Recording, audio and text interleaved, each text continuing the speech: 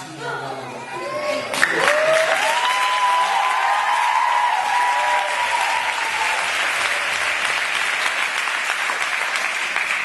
what that says to me is that maybe I'm getting old.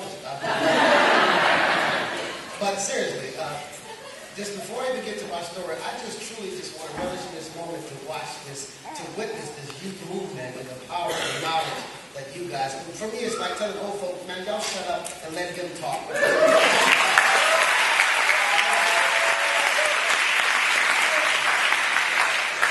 My story reaches here in an indirect way because I had the unfortunate reality to experience the system both inside and outside.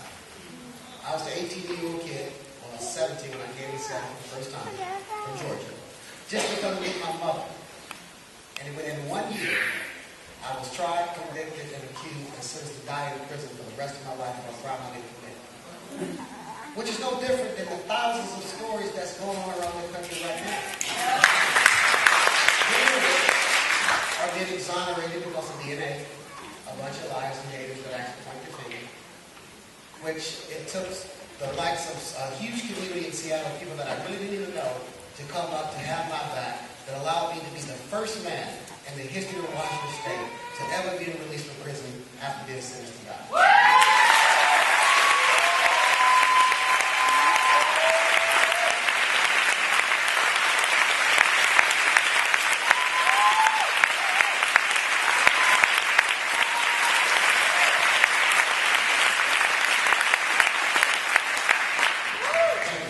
And through this journey that I guess God intended me to actually go through this to have this experience, is while I feel compelled of coming home that I'm dedicated to this now.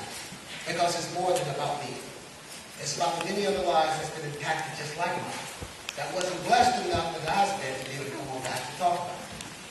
And not in a way to just talk about it, but no longer to allow society to determine that the people that speaks doesn't qualify to speak because of a felony record.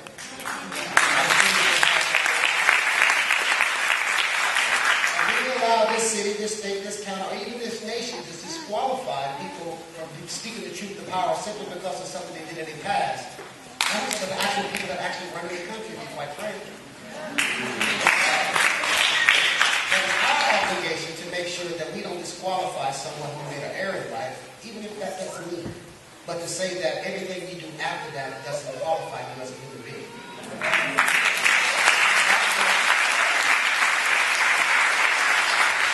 But for me, my message is I want everybody to understand that was always intended that way. So it's no longer a surprise to me when people seem to be baffled behind Mike Brown, behind Eric Garner, behind Tamir Rice, behind Oscar Grant. I'm no longer surprised. I'm just continually disappointed because this had been going on even before I was even born. And the slaves that had been go through this. I'm so excited by the fact that it seems like because of this new iconic movement, just like it was when John Carlos had that iconic movement in 1968, I look at the BSU having an iconic moment in 2000.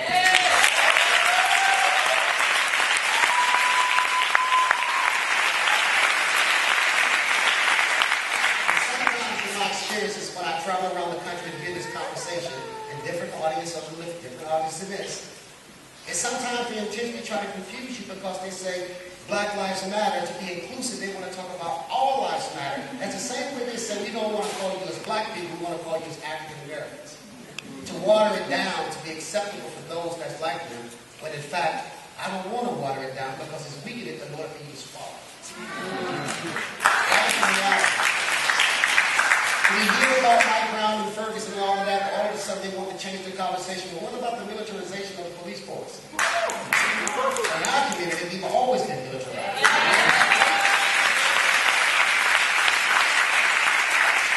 But the intention is to change the conversation because they don't want to talk about the exact conversation that's before you right now. You know how it is when you argue with somebody when they feel like they're losing the fight, they try to change the subject. That's the reality. And so often that we get caught up in that we lose sight of why we actually hear. And those that want to talk about one issue about Mike Brown, as you see the Department of Justice about to announce that the officer will not be held accountable because he violated his civil rights. But they lost sight of the fact of Mike Brown, just like Trayvon Marcus, one of the many people that this is happening to, but it took took that incident to come forward to even talk about it. An exact response they gave to Mike Brown to say, what is the only answer that we would have solved this problem? I said, what about body cameras? New York proved that wrong. So rather than coming to our community and telling us what we need to do to help make this work, you need to come to our community and ask us what we need. Then we go ask.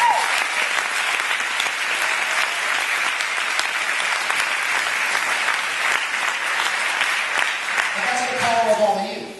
Speaking in one voice, one message, one goal. And not get distracted by all the different things, whether it be blue states or red states and everything else. It's talking about that. It's not about putting some millions of dollars in order for some cop to have a camera uniform.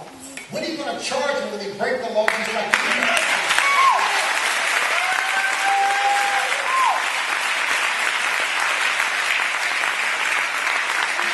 And like this is president, that I no longer want to sit down and have this debate anymore because I'm tired. My grandmother had these debates. Grandfather, my great-grandfather, many of yours as well. That question for me is, what give you the solution? In 1865, we actually won the right to vote, but we didn't get the right to vote until 1965. So what has gone on over 100 years to stall it out, the inevitable? And then the law passed because they feel like we're supposed to be appreciative that the law passed. And the first test before us to say, well, in order to get the right to vote, you got to tell me how many jellies is in the jar. How many bubbles in this bar soap? And I'm not going to debate with you that it's ridiculous to talk about this. The question is, let me know, is the fact that you don't have no intention to give it to me in the first place. Therefore, I'm going to take it because I want to discuss this with you now. And I don't even want to dignify that bureaucracy as just even a response because I feel like you insult me as a man and as a person. But that's my position. And that's the area that we talk about because this is the time. I don't want to sit down and negotiate on the probability of getting something in 2016. I'm saying that we need to do it right now.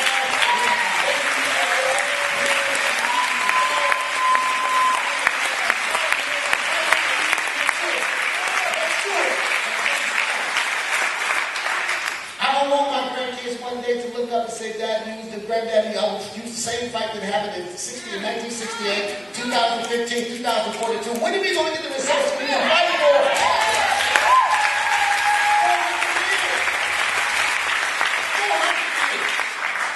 400 years. And we get blinded by the sight of the fact because I live on one side of the water and one side of the track and you don't. All of a sudden, you have the right to disagree. You just don't have the right to dismiss. Like, well, you can't dismiss it and act like it doesn't exist and it will change. And I know that some of you feel like I'm not impacted by these issues because this doesn't happen in my neighborhood. But the reality is, you never got involved until it did. And the question I'm telling you right now as a warning, it will. Well, it will. And you don't think right now to let in this fight, to let those people that know that's racist, even if you're not, and recognize institutional racism, structural racism actually exist in our system, until you correct that, you're just as guilty as the ones.